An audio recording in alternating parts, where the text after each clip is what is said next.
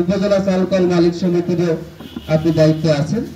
একইভাবে বিভিন্ন জেলায় ধান এবং চাল সংগ্রহ কার্যক্রম শুরু করলাম এবং এই কার্যক্রম সর্বমোট এই আমাদের জেলা প্রশাসন মহোদয় যে নিরপেক্ষ সহযোগিতা এবং যেটা ছিল, আমরা এই কারণে বগুড়া জেলা খাদ্য বিভাগ তার কথা শ্রদ্ধা চুক্তি স্মরণ করছি। তার কিছু কথা বলে আমাদের কিছু কিছু নির্দেশনা থাকে, সেই নির্দেশনা গুলো দিয়ে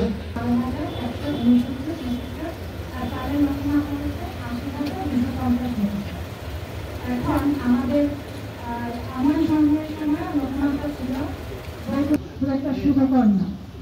আপনারা যারা ব্যবসা করেন, ব্যবসা বাণিজ্য করবেন, আপনারা লাভ করবেন, কিন্তু অনেক সময় যেই অজুহাতে যে আপনি দাম পাচ্ছেন না, এই অজুহাতে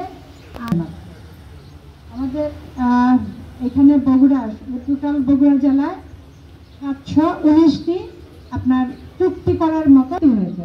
আমাদের প্রথম টার্গেট হচ্ছে চুক্তি করা আমাদের 24 এপ্রিল থেকে শুরু হয়েছে। আগামী 15 মে পর্যন্ত চুক্তি করবো আমরা। চুক্তিটা যদি প্রথম দফায় আমরা চুক্তির টার্গেটটা পূরণ করতে পারি, চুক্তি হয়েছে আমরা কালকে পরে দিব, সেই দিকে থাকবো না।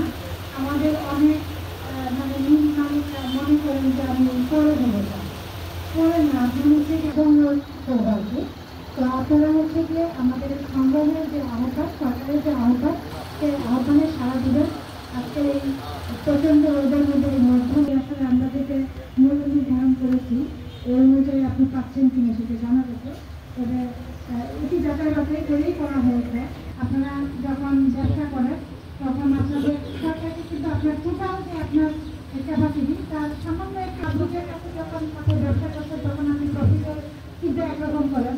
আর সরকার যে এই চালটা সংগ্রহ করছে এটি কিন্তু আপনার ধনীদের জন্য না, এটি উপকৃত হবে।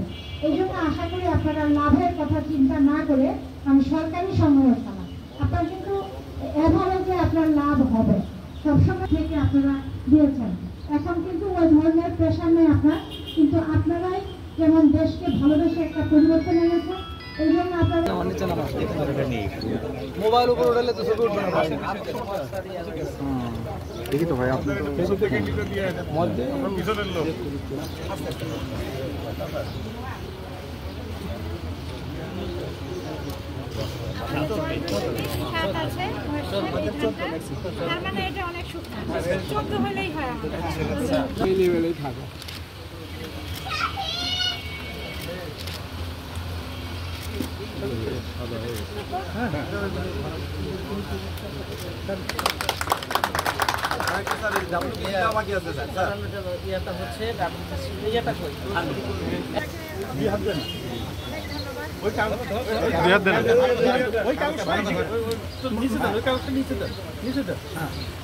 না এমনি ধরে ডাব্লিউবিসি নিচে